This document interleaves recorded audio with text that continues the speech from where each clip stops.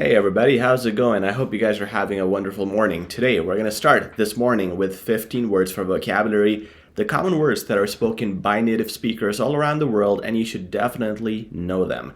Starting with word number one, it is accord. So accord is agreement, okay? Something that is consistent with something else or someone else in an agreement. Okay, for example, I could not accord to the clauses in the contract. It simply means I couldn't agree with them.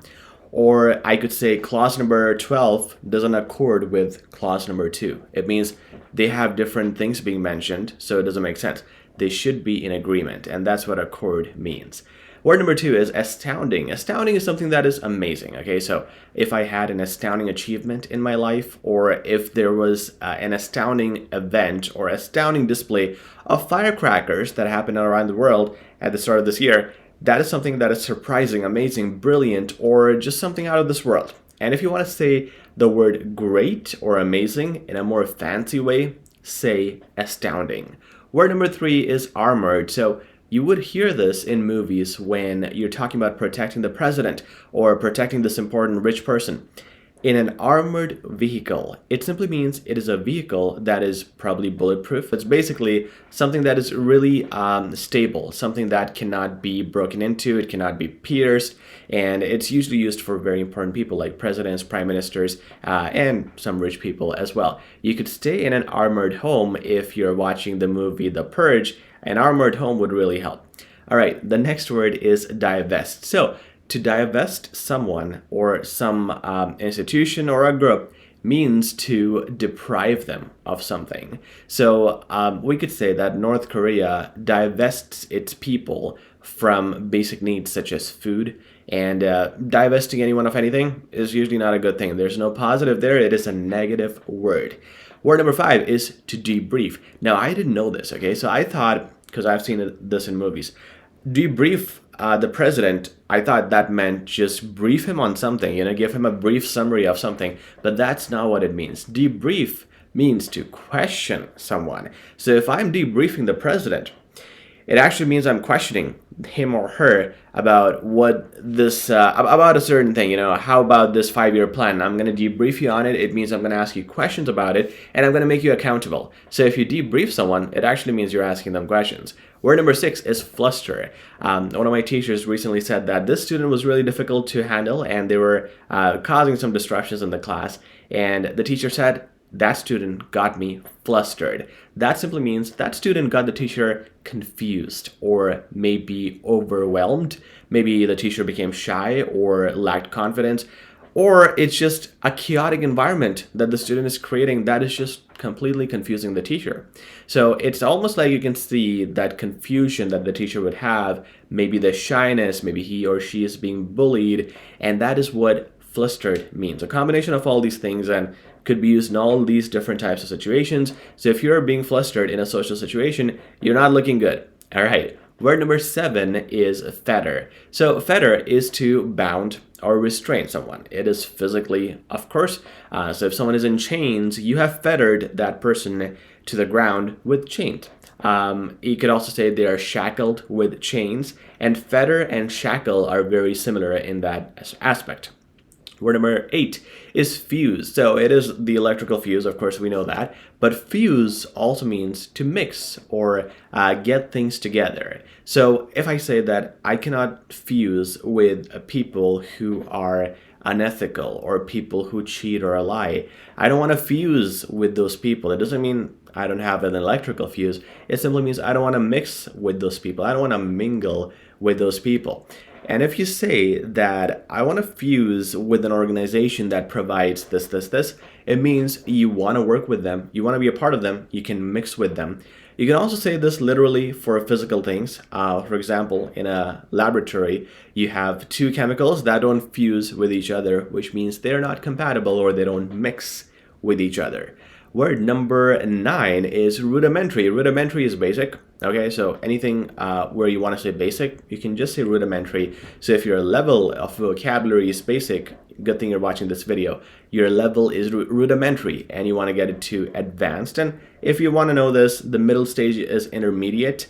After intermediate, there's advanced, and the starting stage is rudimentary. So if you want to tell someone that your knowledge in English, knowledge in finance, whatever, is basic, say rudimentary, and they'll say, you said rudimentary, how's your English basic? So it is a fancy word. Number 10 is tempest. Tempest, pretty simple. Any violent or windy storm is tempest. So hurricanes, tornadoes are different. Think of this as something below a hurricane or a what do you call it? Like below a major storm, like below a major tornado. So that is that storm, which is still pretty windy. You can call it tempest.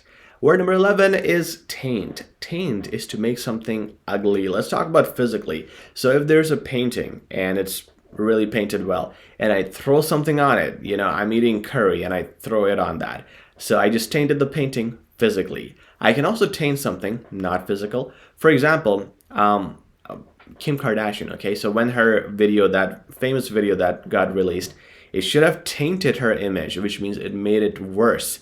It didn't, though. She made $1 billion after that. But the point is, if you ruin someone's image or reputation, maybe by a bad review or something that is appalling to the public, and you reveal that secret about these people to others, you're tainting their image, making them worse in a way that you review them or you expose them. Okay, the next word, number 12, is tactless.